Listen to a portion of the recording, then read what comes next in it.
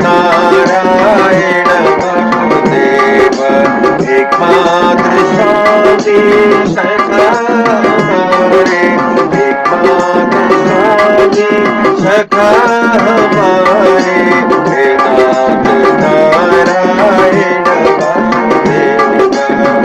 श्री कृष्ण गोविंद हरे मुरारी, हे नाथ नारायण वासुदेव। श्री कृष्ण गोविंद हरे मुरारी, हे नाथ नारायण वासुदेव। एकमात्र स्वामी सखा हमारे, एकमात्र स्वामी सखा हमारे, हे नाथ नारायण वासुदेव।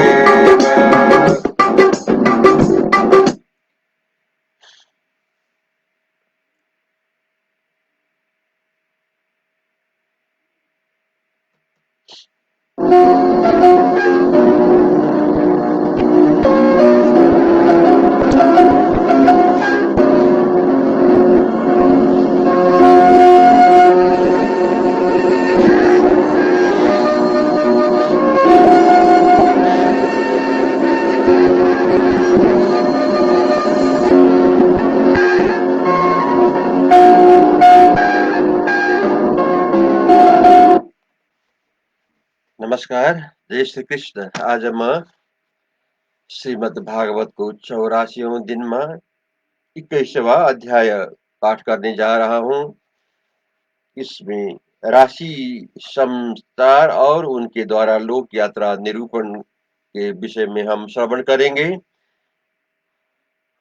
करत रहत दिन रात जिमि काल चंद्र रवि पाय, होत लोक निर्वाह जिमि सो 21 अध्याय।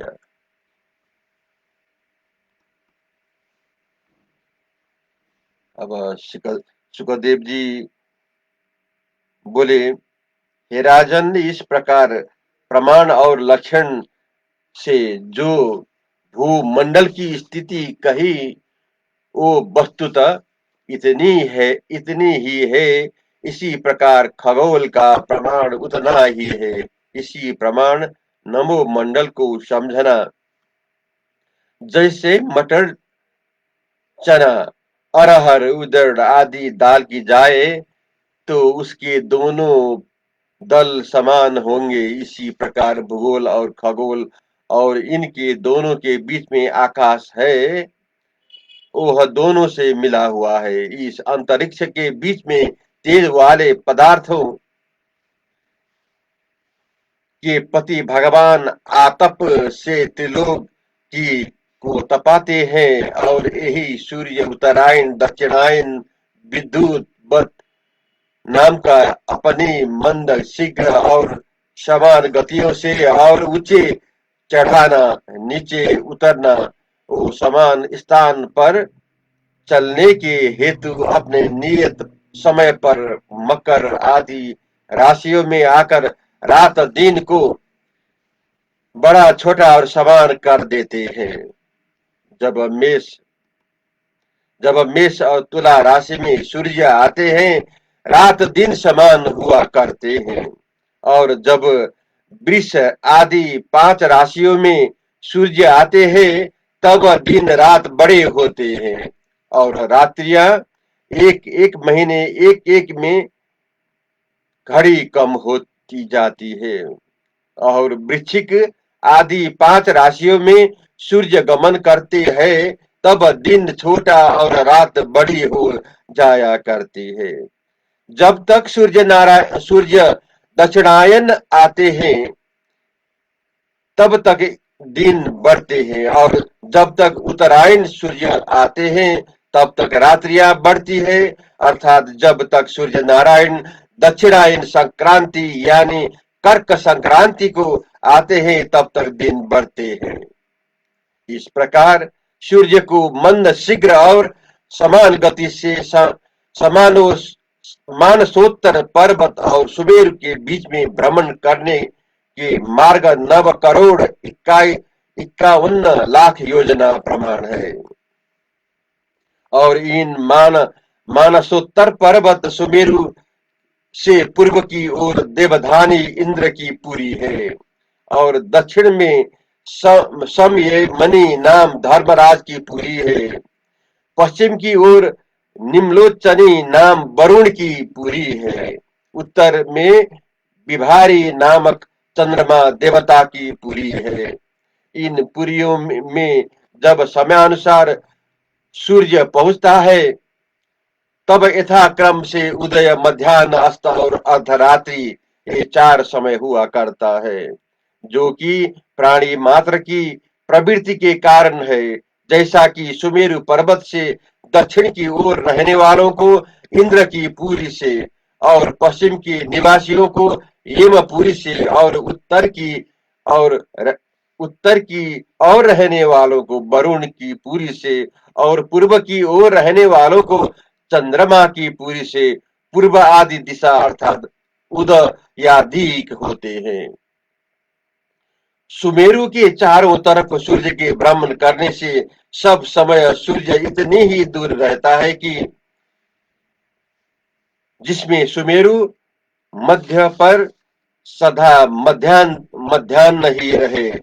इससे न्यूनाधिक स्थान पर सूर्य कभी नहीं जाता, तथापि सूर्य अपनी गति से नक्षत्रों के सन्मुख चलता हुआ सुमेरु को वायु ओर करता है। तो भी प्रवाह वायु करके भ्रमण करते हुए ज्योतिष चक्र की गति से दिन प्रतिदिन सुमेरु पर्वत सूर्य से दक्षिण की ओर रहता है। जहां सूर्य उदय है उसमें समान सूत्र पर अस्त होता है और जहां मध्याह्न होता है उससे समान सूत्र पर आधी रात सिद्ध पर भये हुए सूर्य को देख नहीं सकते। जब सूर्य नारायण इंद्रपुरी से चलते हैं तब उससे 15 घड़ी पीछे एम की पुरी में पहुंचते हैं। 2,45,75,000 योजन उल्लंघन कर जाते हैं। इसी प्रकार उस एमपुरी से पीछे वरुण की पुरी, फिर वहां से सोम की पुरी, इंद्र की पुरी में सूर्य नारायण पहुंचते हैं ठीक 15 घड़ी में। हर एक पुरी के अंतर पर सूर्य भ्रमते हैं तथा अन्य चंद्रमा आदि ग्रह भी ज्योतिष चक्र में नक्षत्र के साथ उदय होते हैं और नक्षत्र के साथ ही अस्त होते हैं। सूर्य के इस रथ का संवत्सर एक पहिया है और उस पहिए के 12 मास रूप वाहन आ रहे हैं। उसकी 6 ऋतु रूप पुट्ठी है और सर्दी, गर्मी, बरसात रूप 3 उसकी नाभि है। और सुमेरु पर्वत का मस्तक रूप उसकी धुरी का एक भाग है और दूसरी मानसोत्तर पर्वत पर स्थापित है, जिसमें पिरुय हुआ सूर्य के रथ का पहिया कोलू के चक्र के समान मानसोत्तर पर्वत पर घुमा करते हैं। सूर्य के रथ में 2 धुरे है। प्रथम धुरा तो सुमेरु और मानसोत्तर पर्वत तक फैलता हुआ है। उसका प्रमाण 1,57,50,000 योजन का है। दूसरे धुरे का प्रमाण इसके चौथाई है। इसके ऊपर का भाग वायु पास से ध्रुवलोक में बंधा हुआ है। उसके बैठने का स्थान 36 लाख योजन लंबा और इससे चतुर्थमास भाग चौड़ा है। इस चौड़ाई के समान उस रथ के जुड़ा हुआ प्रमाण है।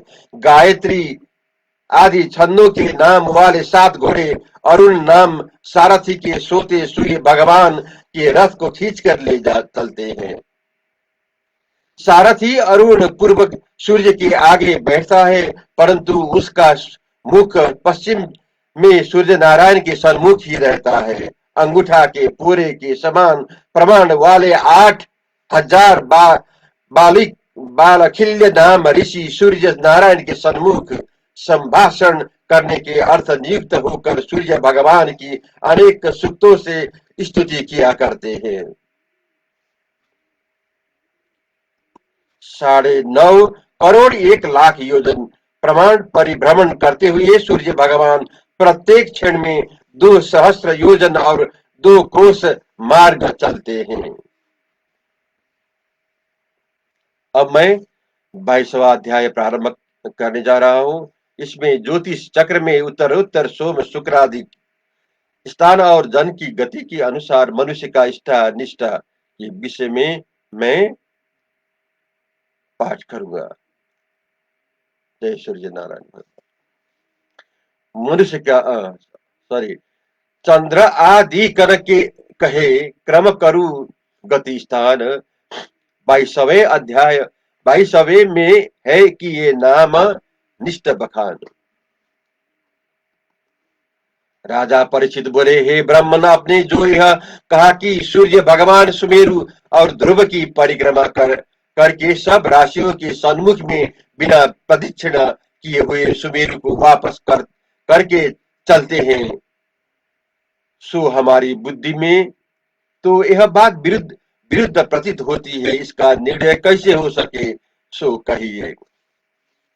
श्री सुखदेव जी बोले, जैसे कुमार का चक्र घूमता है तब तक उस चाक के साथ उसके ऊपर घूमते हुए चींटी आदि जीव अपनी सूक्ष्म गति से दूसरी ओर चलते हो, तो भी उस चक्र की गति के अनुसार ही सब देख पड़ते हैं। सिद्धांततः मैं तो वे जीव चाक के एक भाग को छोड़कर दूसरे भाग में आ जाते हैं। यदि सूर्य भी सीधी गति से चलते हो तो सब समय एक राशि पर ही, एक नक्षत्र पर ही सूर्य का रहना हो सकता है। रायंत अंतर नक्षत्रांतर नहीं हो सकता है। सो जो मेष से वृष से मिथुन पर सूर्य आते हैं, सो यही सूर्य के विपरीत चलने की सबूत है। उदाहरण इसका यह है कि जैसे ये कोई मनुष्य किसी ग्राम की प्रदक्षिणा को चला गया हो, तदंतर एक दूसरा पुरुष उस पूर्ववत पुरुष के ढूंढने को जाने वाला यदि सीधे मार्ग से चले तो पूर्व गति को पाएगा, और यदि उल्टी गति से चलेगा तो वो उसको मार्ग में अवश्य पाएगा। इससे सूर्य के विपरीत चलने में राश्यांतर पर तथा नक्षत्रांतर पर हो जाना ही सूर्य के उल्टे चलने में सबूत है। विद्वान पुरुष वेद मार्ग से जिनके स्वरूप को जानना चाहते हैं, ऐसे आदि पुरुष सूर्य भगवान अपने वेदत्रयमय आत्मा को कर्म की शुद्धि के अर्थ 12 प्रकार से बनाकर वसंत आदि 6 ऋतुओं में प्राणियों के प्रारब्ध को यथार्थ भोग कराने के अर्थ सर्दी और ऋतु के धर्म को प्रकट करते हैं। वर्ण आश्रम के आचार के मार्ग के अनुसार चलने वाले लोग वेदोक्त विधि से और उत्तम उत्तम कर्म करके तथा योग अंगों से श्रद्धा पूर्वक सूर्य भगवान का पूजन करते हुए बिना श्रम कल्याण को प्राप्त होते हैं। मेषाधिक राशियों के नाम ही महीनों के नाम है। यह सब मास संवत्सर के अंग है। सब महीने पृथक पृथक भांति के होते हैं। जैसे चंद्रमा की गति से 2 पक्ष का महीना होता है। सूर्य की गति के हिसाब से सूर्य के सिवाय 2 नक्षत्र भोग करने के समय को एक मास कहते हैं। एक महीना पितरों के महीना का एक दिन रात होता है, और जब एक छठा अंश अर्थात सूर्य जितने समय में 2 राशियों को भोग लेते हैं, समय ऋतु नाम से प्रसिद्ध है। सो ऋतु संवत्सर का अवयव रूप है। नारायण जितने समय में अपनी गति के आकाश के अर्ध भाग में परिभ्रमण करते हैं, उतने समय को अयन कहते हैं। इसी प्रकार स्वर्ग और पृथ्वी के अंतर्गत अपनी गति से संपूर्ण आकाश मंडल में सूर्य नारायण परिभ्रमण करे, उतने समय को संवत्सर कहते हैं। और एक वर्ष में मंद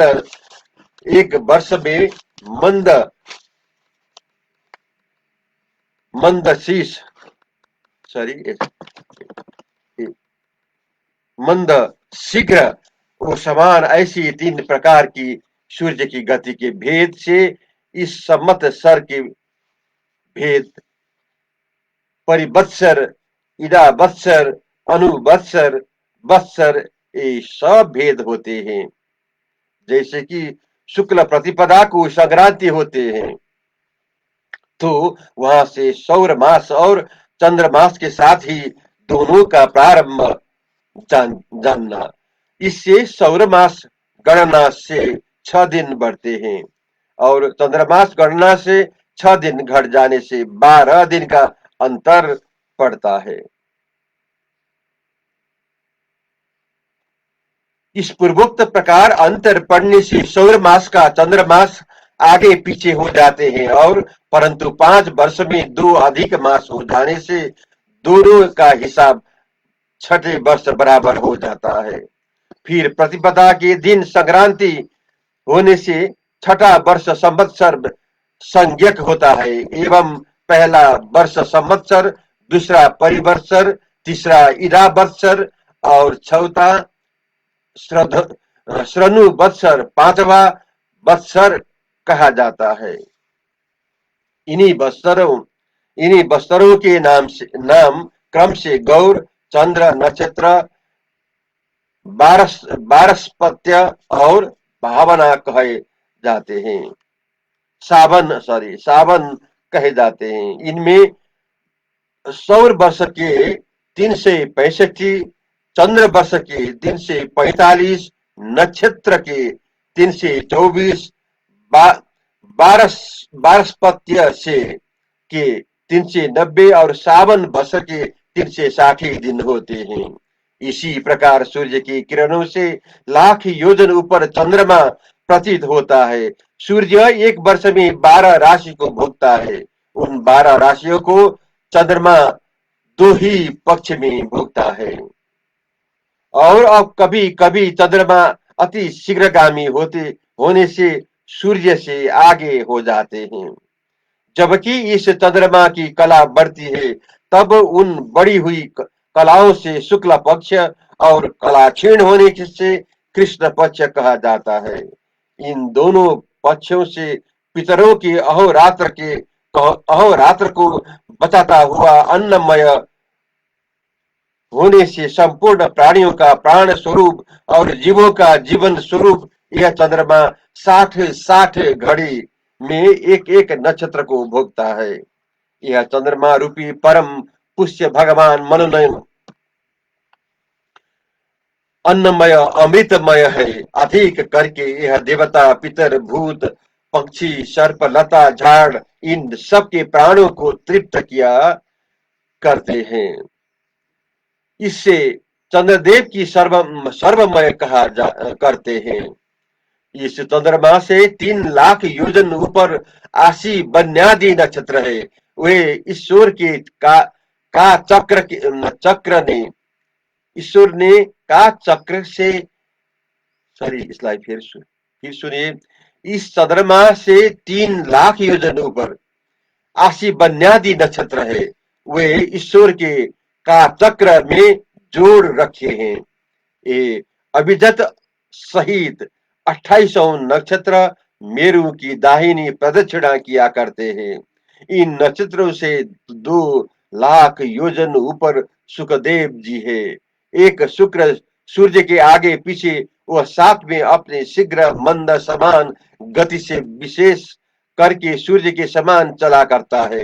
यह शुक्र सर्वदा सबको शुभ फल देने वाला है। विशेष करके वर्षा को रोकने वाले ग्रह को यह शुक्र शांत कर देता है। शुक्र 100 लाख योजन ऊपर बुध दिखाई देता है। यह चंद्रमा का पुत्र बुध सबको शुभ फल देता है। जब वह सूर्य से पृथक दूसरी राशि रहा हो जाता है पर हो जाता है, तब उसका अतिचार हो जाने से शून्य मेघ और अनावृष्टि आदि भय होने की सूचना करता है। इस बुध में 2 लाख योजन ऊपर मंगल है। यह जो बकरी न हो तो डेढ़ डेढ़ महीना में एक एक राशि को भोगता हुआ 12 राशियों में भोगता है। प्रायः यह अशुभ ग्रह प्राणियों को दुख देता है। मंगल से 2 लाख योजन दूर बृहस्पति है। यह बकरी न हो तो एक राशि को एक वर्ष तक भोगते हैं। विशेष करके बृहस्पति जी ब्राह्मणों के अनुकूल रहते हैं। बृहस्पति जी से 2 लाख योजन पर शनिश्चर प्रकाश करते हैं। एक एक राशि पर घूमने वे शनिश्चर जी को 30 महीने लग जाते हैं। 30 वर्ष में जब राशियों पर घूमना समाप्त करते हैं, प्राय संपूर्ण प्राणियों को अशांति के देने वाले हैं। शनिश्चर से ऊपर 11 लाख योजन दूर सप्त ऋषि विराजमान है। यह सातों ऋषि संपूर्ण लोगों को शांति देते हुए विष्णु भगवान के परम पद अर्थात ध्रुव बस्तान की प्रदक्षिणा किया करते हैं। जय श्री कृष्ण।